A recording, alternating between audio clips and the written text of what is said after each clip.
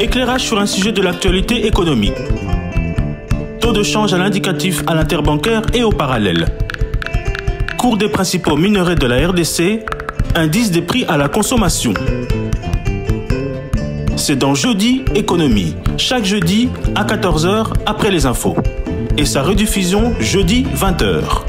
Jeudi Économie, émission présentée par Eric Ambago. Bonjour chers auditeurs, bonjour chers téléspectateurs, bienvenue à votre magazine hebdomadaire Jeudi Économie.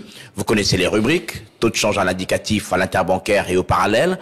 Vous aurez le cours des principaux modèles d'exploitation du pays, le panel de la ménagère et un invité pour commenter un sujet de l'actualité économique. Commençons par le taux de change. Béro Matonda, bonjour. Bonjour Eric Ambago. Quelle est la parité aujourd'hui, franc congolais, principale devise étrangère?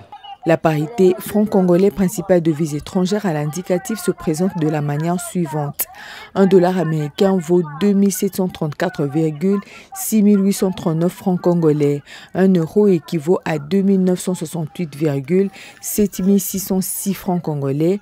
Un franc CFA égale à 4,5258 francs congolais. Et un rand sud-africain vaut 145,7728 francs congolais. Au marché parallèle, un dollar américain équivaut à 2720 francs congolais, un euro équivaut à 2732 francs congolais et un franc CFA vaut 3,9 francs congolais.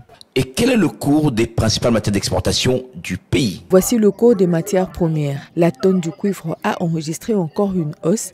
Elle coûte 8461,50 dollars américains contre 8312,15 dollars américains la semaine dernière. Le coût de la tonne du cobalt a encore enregistré une légère baisse. Il revient à 28 675 dollars américains contre 28 685 dollars américains la semaine passée. L'once d'or est vendu à partir de 2034,42 dollars américains contre 2013,29 dollars américains la semaine passée. Le baril du pétrole revient à 75,78 dollars américains contre 75,23 dollars américains il y a une semaine. Et enfin, une tonne de cacao est vendue à partir de 4805 dollars américains contre 4634 dollars américains la semaine dernière. Merci Béro Matanda, on vous retrouve avant la fin de l'émission pour le panier de la ménagère. Un modèle économique circonscrit en 3 leviers pour développer l'économie congolaise. On parle de financiarisation, production locale, protectionnisme.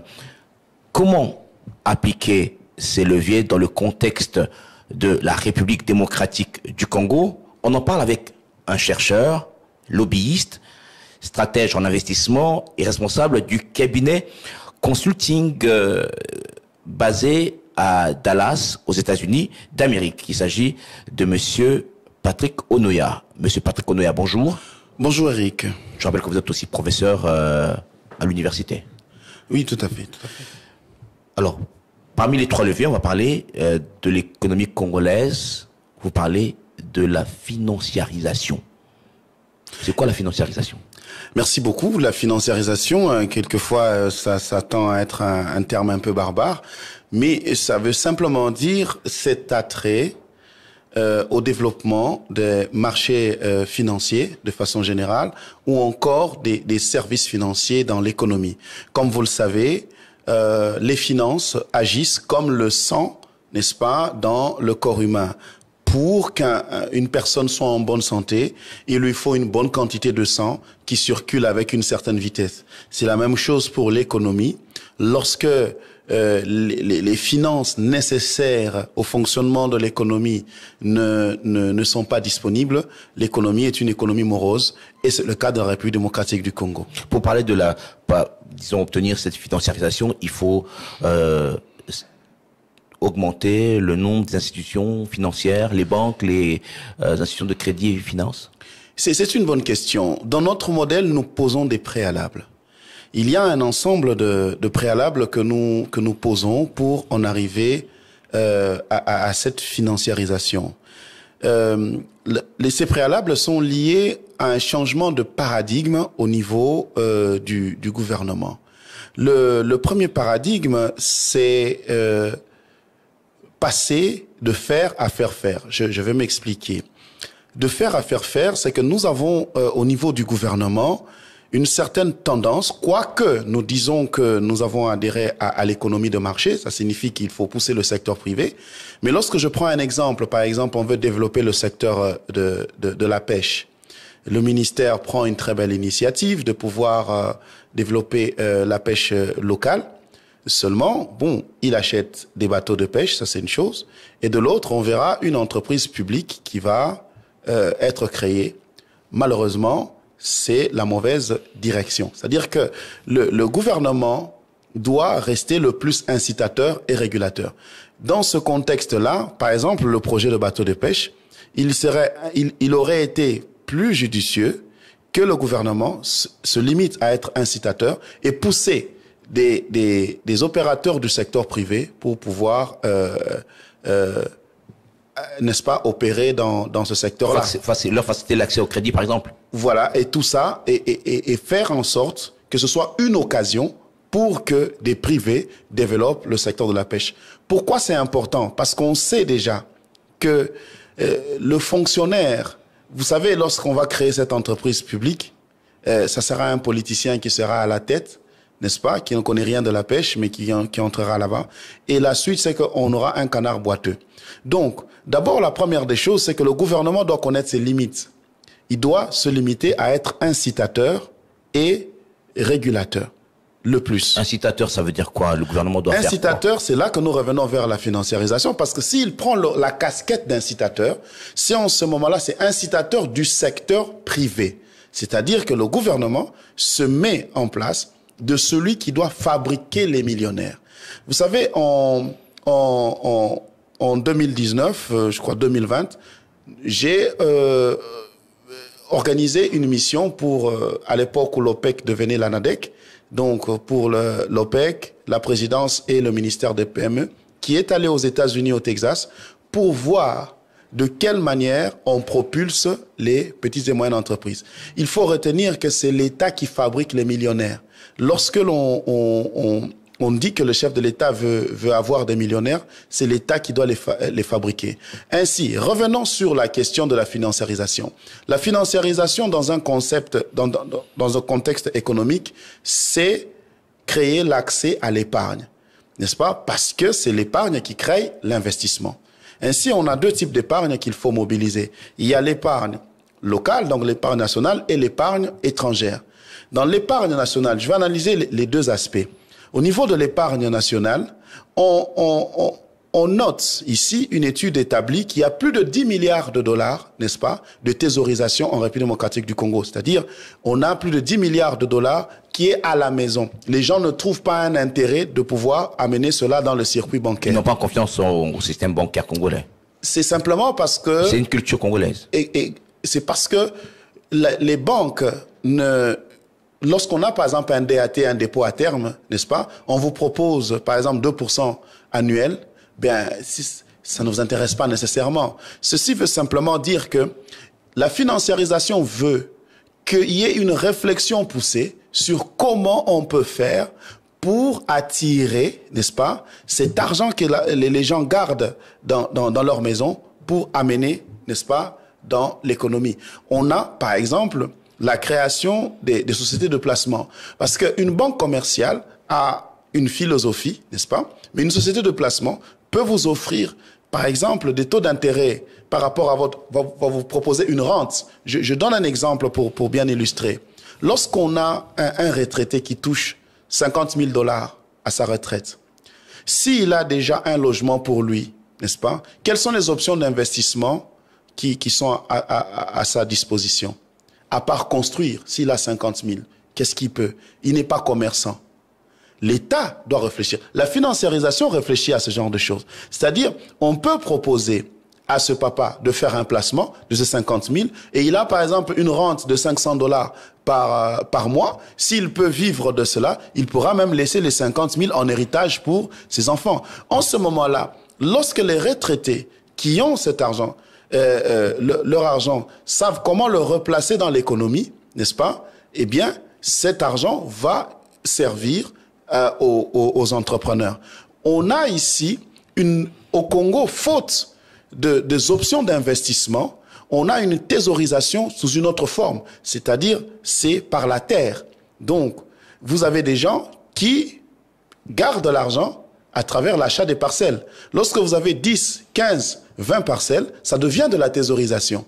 Parce que cet argent-là, vous avez manqué quoi en faire. Au bout du compte, vous avez peut-être un portefeuille de 200, 300 000 $ que vous gardez comme ça. On pourrait peut-être faire plutôt favoriser la création des coopératives, comme par exemple en Israël, le kibbutz, tout ça peut également être un des facteurs pour la financiarisation de l'économie congolaise. Exactement. La financiarisation veut que l'on développe tout le système bancaire dans sa globalité, ainsi que le système financier de manière générale. Vous remarquerez qu'on a peut-être plusieurs banques, mais on n'a que des banques commerciales. Il n'y a pas de banque d'investissement à proprement parler. Or, les banques commerciales existent pour un but. Les banques commerciales existent pour résoudre des questions de trésorerie. Ce sont les banques d'investissement qui permettent de développer, n'est-ce pas, les outils de production, ainsi de suite. Pourquoi il est difficile de créer une banque d'investissement au Congo?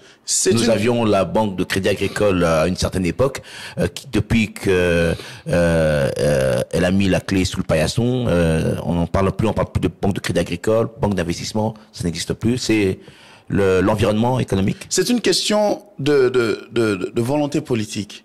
Vous savez, je suis désolé, mais le ministère des Finances ici en République démocratique du Congo, depuis plus d'une vingtaine d'années, une trentaine d'années même, c'est le ministère des régies financières. Or, le ministère de Finances, le ministre des Finances, est appelé à réfléchir sur l'amélioration du système financier. C'est-à-dire qu'il doit exister des politiques publiques en matière d'amélioration des systèmes financiers. Et si on n'y réfléchit pas, comment est-ce que on va y arriver? Voilà pourquoi nous parlons de la financiarisation de l'économie. Je prends un exemple. Parlons maintenant de l'épargne étrangère.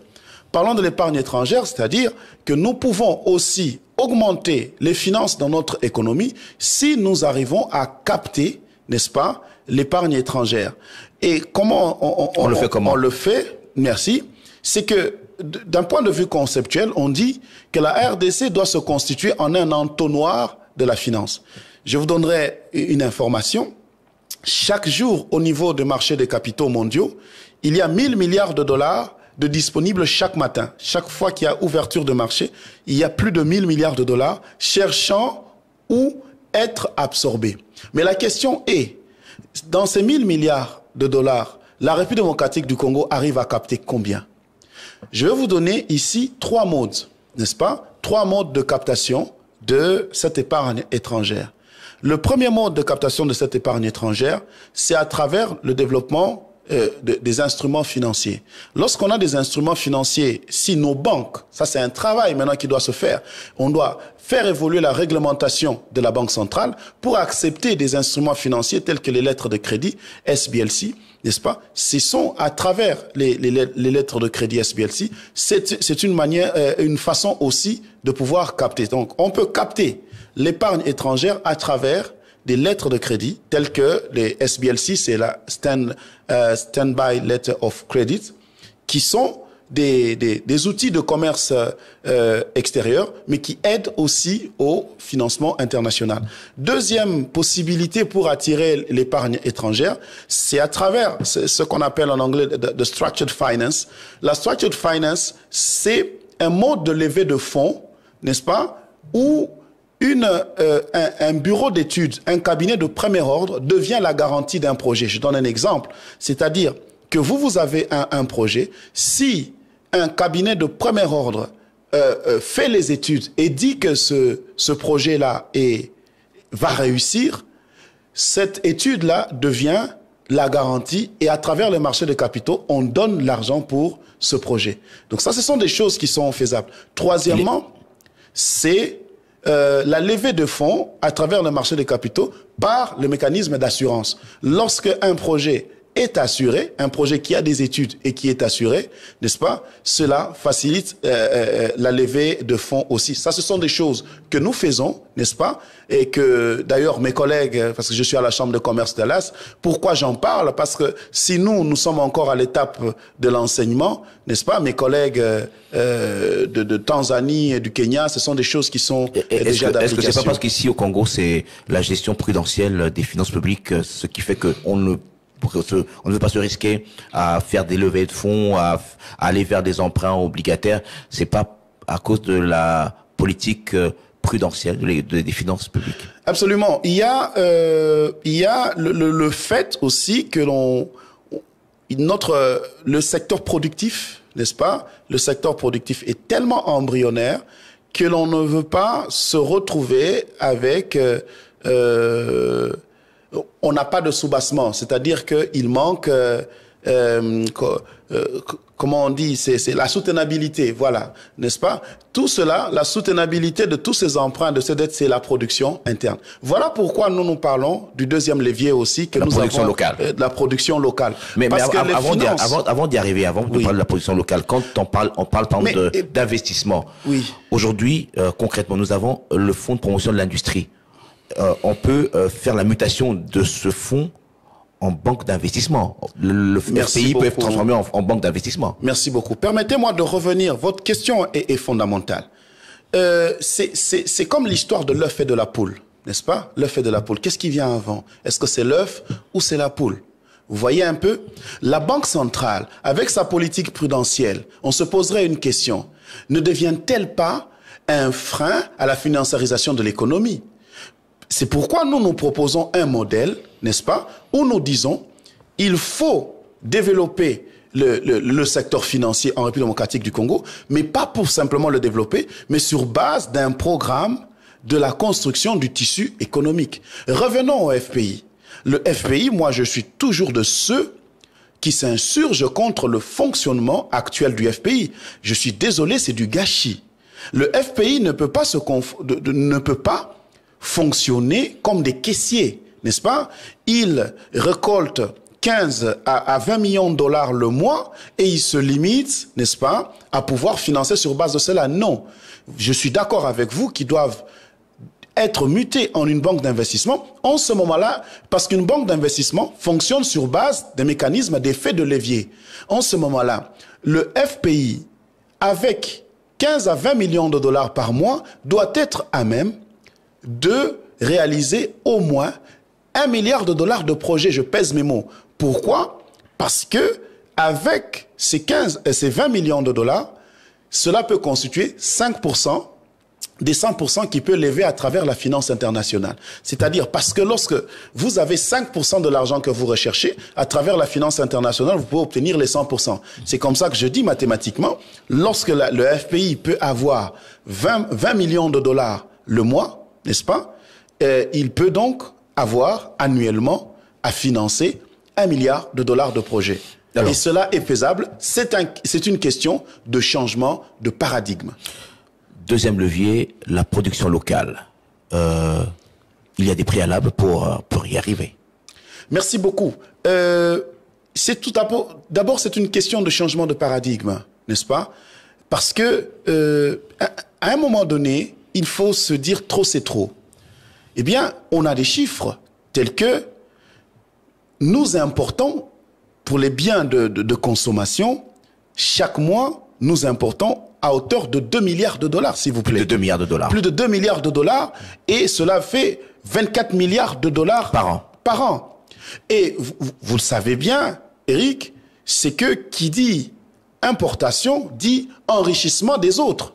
Nous enrichissons les autres et nous nous appauvrissons. Pourquoi il faut la production locale? Eh bien, c'est parce que si on veut arriver à créer des emplois tels que le chef de l'État veut créer, s'il veut améliorer le panier de la ménagère, n'est-ce pas? S'il veut stabiliser le dollar, eh bien, au-delà des mesures conjoncturelles, le gouvernement, le nouveau gouvernement, doit avoir le courage d'attaquer les mesures structurelles. Et dans les mesures structurelles, nous devons rétablir l'économie réelle. Et dans l'économie réelle, cela commence par la production. Et nous, ce que nous nous proposons dans le cadre de notre modèle, c'est l'industrialisation par substitution aux importations. C'est-à-dire? L'industrialisation par substitution aux importations, c'est-à-dire que nous faisons une shortlist de dire quel est le top 10 des produits que les Congolais importent le plus. Prenons l'exemple. Le Piodi, chinchard. Voilà, chinchard. Nous avons le chinchard. Cuisse de poulet. Cuisse de poulet. Enfin, je sais même pas pourquoi on ne voit jamais les autres parties. Mais bon, voilà, le poulet. Nous avons, je sais pas, le ciment. Voilà. C'est-à-dire que c'est la balance commerciale qui nous donne l'information. Selon la balance commerciale, qu'est-ce qu'on a qui fait cela? Et on met en place une politique nationale pour développer le secteur industriel. Je vais vous dire pourquoi nous avons commencé par le premier levier, la financiarisation. Parce que développer le tissu industriel en tant que deuxième levier, il va se poser un problème. C'est le problème de l'investissement, n'est-ce pas? De l'investissement des entrepreneurs locaux, d'où provient l'argent. Voilà pourquoi nous commençons par dire, il est important déjà d'intégrer les mécanismes de la financiarisation, de savoir comment on lève les capitaux pour que cela serve au deuxième levier, qui est le développement du tissu industriel congolais. Et cela va permettre à ce que le franc congolais, n'est-ce pas, puisse avoir de la valeur. Parce que comme vous le savez, pour un commerçant, n'est-ce pas, la monnaie qui a de la valeur pour lui, c'est la monnaie d'approvisionnement. Pour acheter la marchandise, j'utilise quelle monnaie? Et lorsque nous développons l'industrie locale, naturellement, l'approvisionnement sera local, il sera facile de fixer les prix en francs congolais, donc il sera facile à ce que le franc congolais puisse avoir de la valeur. On va stabiliser le taux de change. On va stabiliser le taux de change. Les mesures conjoncturelles, s'il vous plaît, les mesures politiques doivent afficher leurs limites et allons vers les mesures structurelles, c'est-à-dire la production locale. Alors, production locale, ça veut dire, par exemple, il faut identifier, reprenons le secteur, dans différents secteurs, identifier les opérateurs économiques et appuyer ces opérateurs économiques pour qu'ils puissent créer de la richesse par rapport à leur business. Exactement, exactement. C'est ce que nous avons, je disais que j'avais orienté au Texas à ce qu'on appelle là-bas la Small Business Administration, donc qui est l'équivalent de l'OPEC, qui est devenu ANADEC ici. Comment il fonctionne, n'est-ce pas? Il fonctionne sur un principe de 3 C, n'est-ce pas? Le premier C comme capacity, le deuxième C comme capital, le troisième comme contract. Je veux insister sur le premier C qui est capacity. La capacity, c'est le renforcement de capacité. Ils ont compris que fait l'ANADEC. Ce n'est pas suffisant. Ce qu'ils font, ce qu'on a vu avec le DG de l'ANADEC, sortant Monsieur Ezekiel, qui a bien vu, c'est que là-bas aux États-Unis, ils mettent en place des programmes de mentoring, n'est-ce pas? C'est-à-dire, ce sont des programmes d'accompagnement. Et le dernier C, c'est contract. C'est-à-dire que c'est l'État qui donne des contrats, n'est-ce pas, okay, à ces entrepreneurs. Mais ces entrepreneurs sont accompagnés dans des contrats de mentorat, n'est-ce pas? Des contrats de mentorat, ce n'est pas à dire qu'on t'a formé, on t'a appris comment faire un business plan. Non, on t'accompagne et l'État te donne des contrats, on t'accompagne. En ce moment-là, on gère aussi la question de détournement ou de ceci parce que vous êtes dans un programme très bien contrôlé. Donc, nous pouvons copier ce qui est bon et l'adapter, n'est-ce pas, à notre sauce. On ne laisse pas les gens, n'est-ce pas, se débrouiller même après une formation. C'est faux. Vous le savez bien que même après avoir formé quelqu'un, il faut l'accompagner, le soutenir. Il y a un problème aussi. Production locale suppose énergie qui pose problème. Production locale suppose infrastructure routière. Suppose également allègement fiscal. Merci beaucoup. Et là, vous touchez le point. Je m'insurge constamment en faux contre un paradigme qui existe au niveau de pratiquement tous les gouvernements, c'est de dire, mettons en place les infrastructures et l'économie va suivre. Mais attendez, c'est archi faux. Ici, le gouvernement doit aller vers ce qu'on appelle des projets SMART. C'est un sigle, S-M-A-R-T, Ce sont des projets spécifiques, des projets mesurables, des projets atteignables, des projets réalistes et des projets temporels. Mais je vais revenir sur la question de mesurable. Il y a une erreur en termes de paradigme que de croire que les infrastructures entraînent le reste. Non. Il est important... Mais favorise le reste. Parce qu'aujourd'hui, mettons par exemple aujourd'hui, avec les 7 milliards de dollars issus de la renégociation de l'accord de collaboration entre la RDC et les composantes entreprises chinoises, 7 milliards de dollars consacrés aux infrastructures routières, c'est pour permettre l'évacuation des produits des zones reculées vers les centres de consommation des villes. Ça va booster la production intérieure, du moins même si ce sont des productions artisanales. Cher Eric, merci. Allez, faisons-en une étude de cas. Pourquoi je dis qu'il faut un changement de paradigme à ce niveau-là pour que ça réussisse? La question fondamentale est de savoir, entre la réflexion sur les infrastructures et la réflexion économique, quelle est la réflexion qui doit précéder l'autre?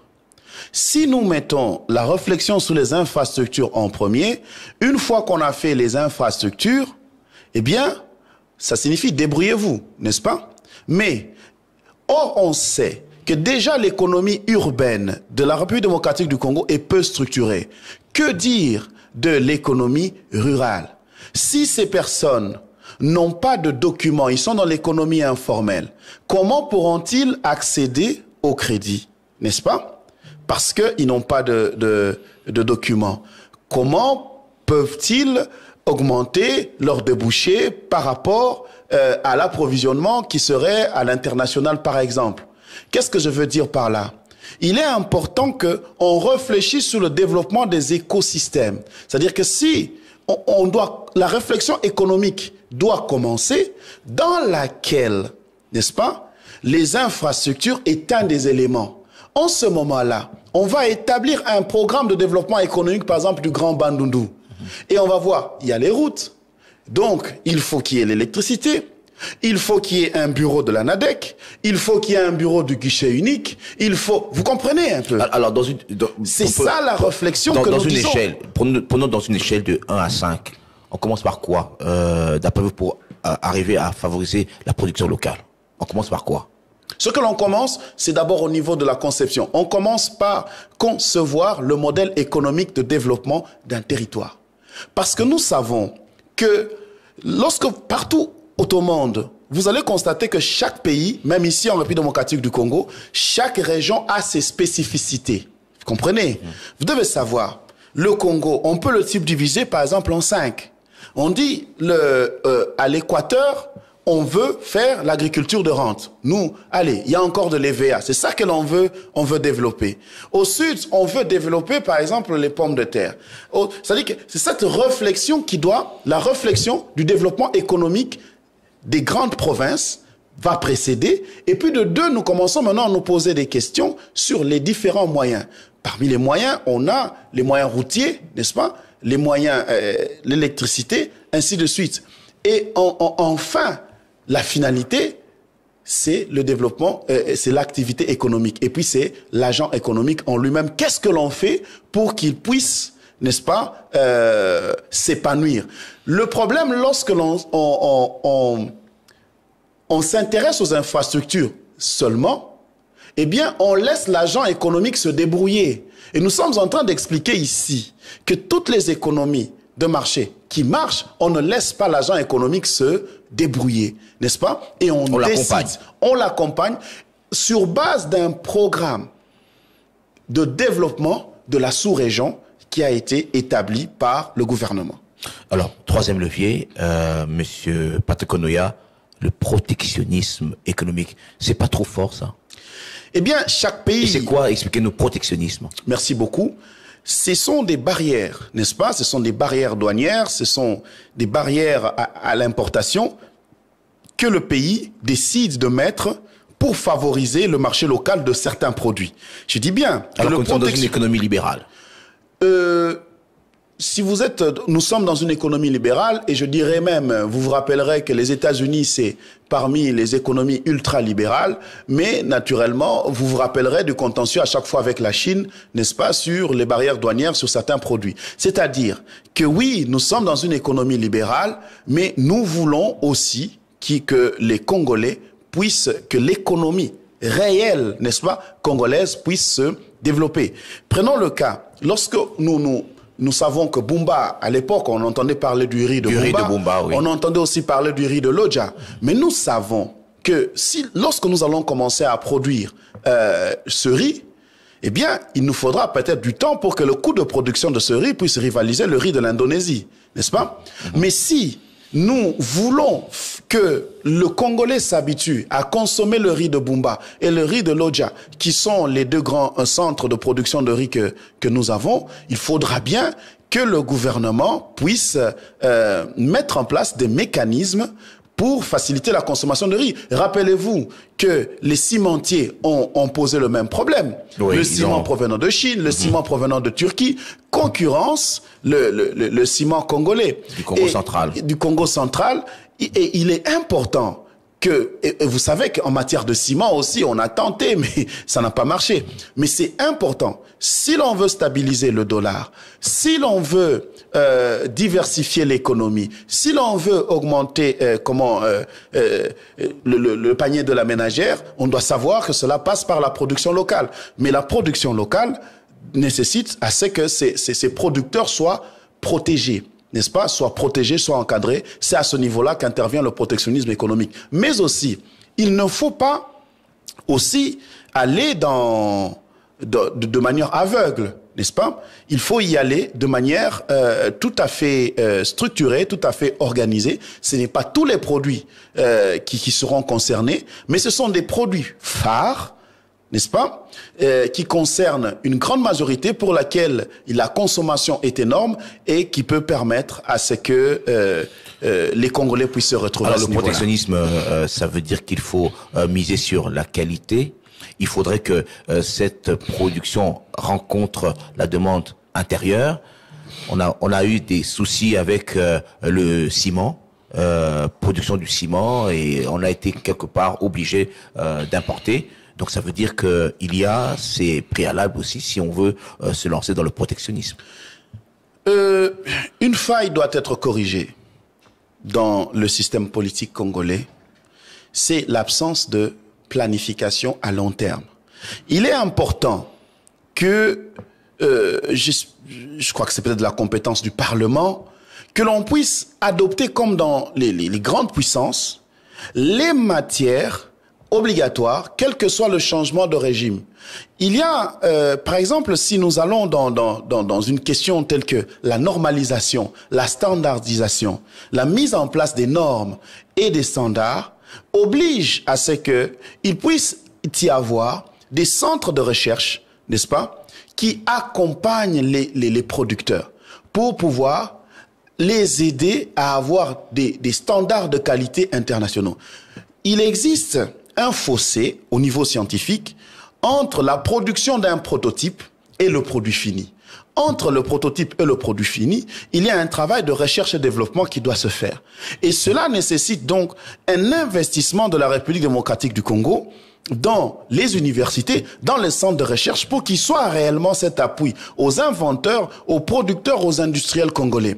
Et cela doit se faire dans le cadre d'un programme sur 10 à 20 ans. Et quel que soit le président de la République, quel que soit le régime, il doit y avoir des matières obligatoires, n'est-ce pas, qu'on ne touche pas, on laisse cela avancer. C'est comme ça qu'on va s'en sortir. Mais si on fait à chaque fois du saupoudrage, après le chef de l'État, celui qui vient, c'est autre chose, il y a un éternel recommencement, eh bien, on n'y arrivera pas. C'est pourquoi vous demandez au gouvernement de créer des cadres de discussion pour ce type de questions. Oui, mais avant tout, je parle d'un comité de structure économique. Mais il existe déjà un comité de conjoncture. Mais naturellement, vous le savez. Vous savez que la conjoncture veut dire aujourd'hui, veut dire qu'est-ce que nous faisons aujourd'hui. Or, l'étude de toute l'histoire économique de la République démocratique du Congo démontre que nous ne nous sommes pas écartés de l'économie d'extraction héritée de la colonisation. Il n'y a pas eu un régime qui a eu le courage, n'est-ce pas, d'attaquer à bras le corps les questions structurelles de l'économie. Ce n'est que le chef de l'État, Félix Tshisekedi, qui parle de la diversification de l'économie dans les 6 engagements. Voilà pourquoi nous avons même publié, n'est-ce pas, un article que nous venons de publier aujourd'hui en complément à notre modèle où nous parlons des défis de la diversification de l'économie. Parce que on montre que l'économie d'extraction avait déjà montré son essoufflement en 1957, n'est-ce pas? Cette économie d'extraction en 1957, mais on ne l'a pas remarqué parce que juste 3 ans après, il y a eu l'indépendance. Mais on dépend essentiellement du cours des matières premières. Okay, et l'année 1974 a été carrément le cimetière de l'économie de la RDC, où on a vu la chute du cours du cuivre, n'est-ce pas? Et qui s'en est suivi jusque l'économie de la République démocratique du Congo après les années 1900 qui ont été aussi un cimetière politique, et l'économie de la RDC a commencé à renaître les années 2000 encore avec la reprise du cours du cuivre. Alors donc la croissance de la RDC est tirée par le secteur minier. Exactement. Or le secteur minier ne dépend pas de nous. Donc nous avons une économie qui dépend de la fièvre, de l'atout mondial. Et cela ne peut pas marcher. Lorsque je parle de l'existence d'un comité de structure économique au niveau du gouvernement, c'est pour aller dans le sens de la détermination du chef de l'État de créer une diversification de l'économie.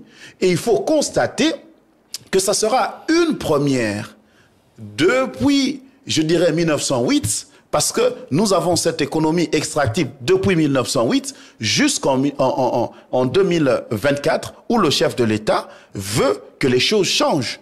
Et cela nécessite donc des réflexions profondes au niveau de la structure économique de la République démocratique du Congo qui doit changer. Je rappelle que notre invité, c'est M. Patrick Onoya, chercheur, lobbyiste. M. Patrick Onoya, avec vous, nous allons suivre le panier de la ménagère avec Béro Matanda.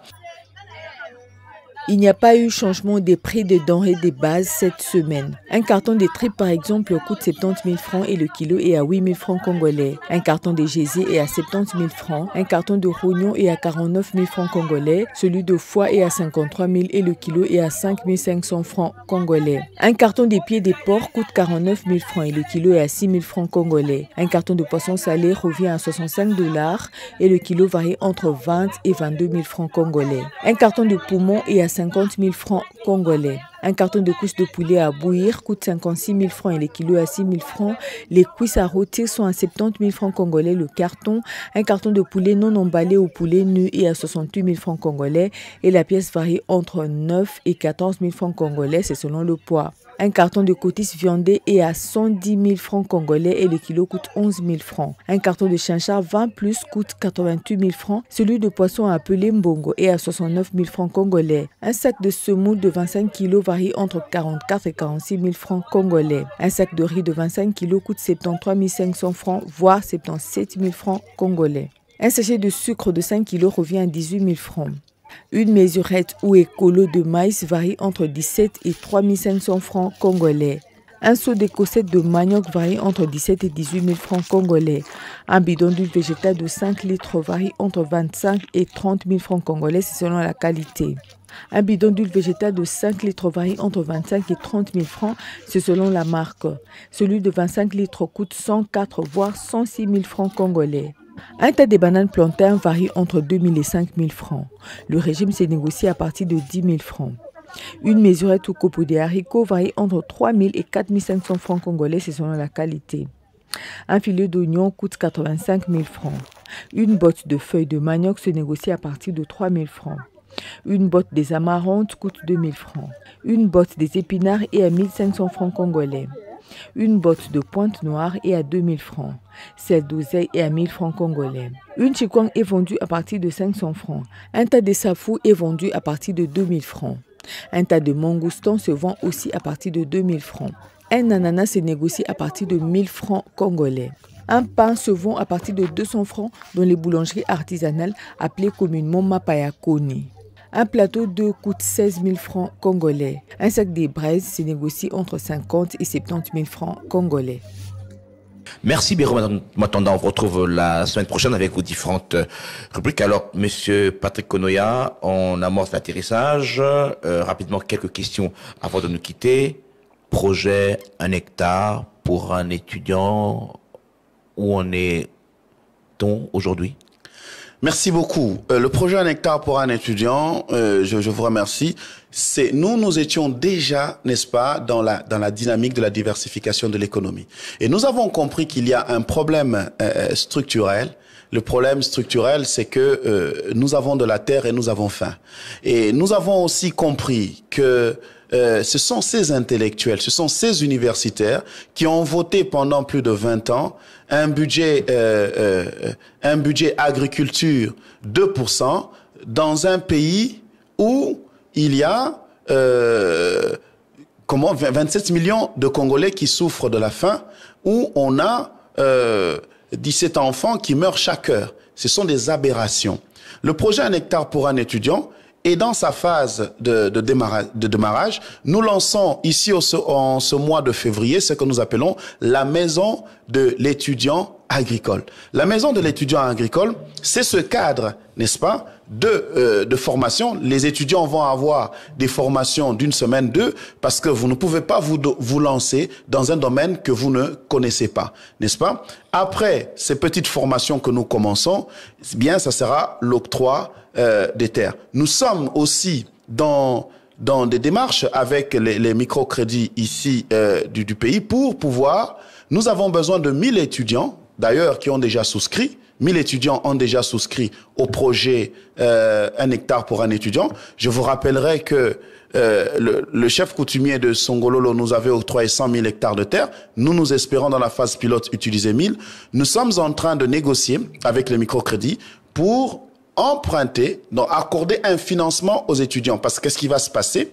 Il va se passer que les étudiants vont financer une petite partie et l'organisation, donc en ce moment-là, c'est la Fondation Patrick Konoya qui va injecter à travers ses partenaires le reste de l'argent pour produire, n'est-ce pas, nous allons faire du manioc. Et donc nous sommes au stade de démarrage qui commence par la formation. Et nous comptons avec l'appui, naturellement, du chef de l'État, qui, lorsque vous constatez, a très bien souligné cela dans son projet du second mandat, un de ses programmes présidentiels qui est le développement des chaînes de valeur agricole, où il veut travailler essentiellement avec les jeunes. Et nous avons compris que le chef de l'État est avec nous et il va nous appuyer dans l'exécution. Alors, 2-3 questions rapidement.